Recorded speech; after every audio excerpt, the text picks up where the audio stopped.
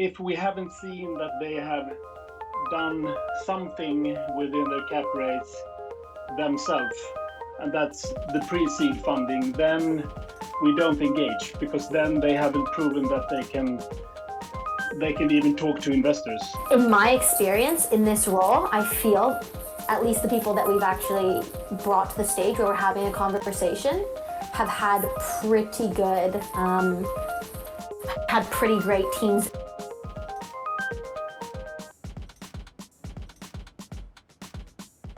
The first kind of segment, and the one I find the most fun, is the very first segment of each week, and that's what I wish founders knew. So it can just be a couple tidbits, or it can be something that we have a discussion on. But anybody on stage, what is something that you found yourself thinking in the last couple weeks that you wish founders knew? The main point, we do seed at Series A. So for us, we would like to see that, and also from a founder's perspective, I've been a founder myself. I've scaled and raised a fintech, sold to a financial institutions, which is quite hard to do. It's to raise your seed fund from family, friends, and angel investors yourself, because you will learn a lot going through that process.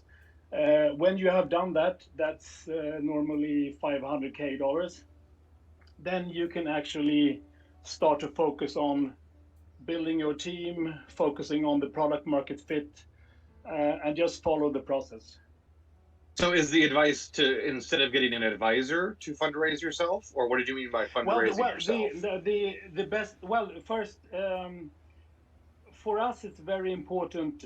We can't go in and represent, and you also need to know that we deal with mainly award-winning and top-listed private tech startups in the fintech space.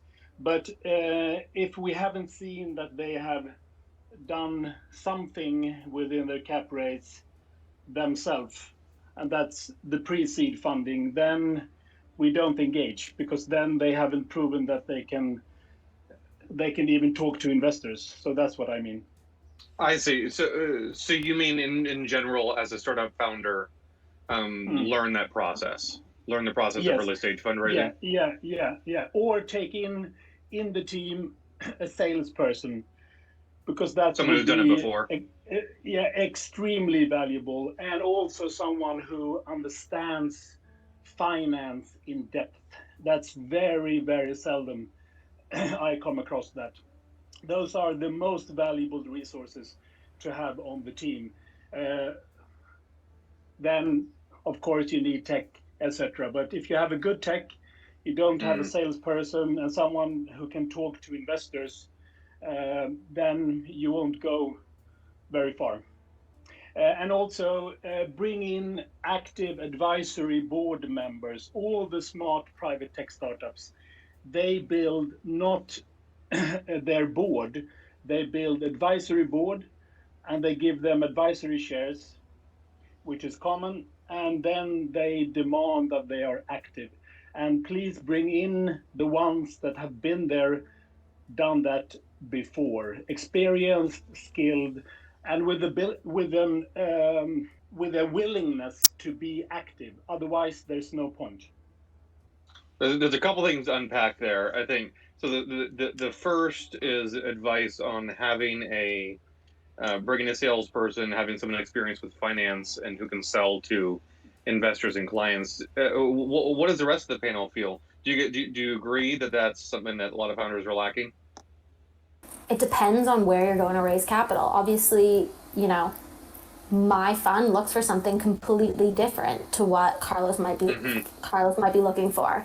So in my experience in this role, I feel at least the people that we've actually brought to the stage where we're having a conversation have had pretty good, had pretty great teams and experience in that regard.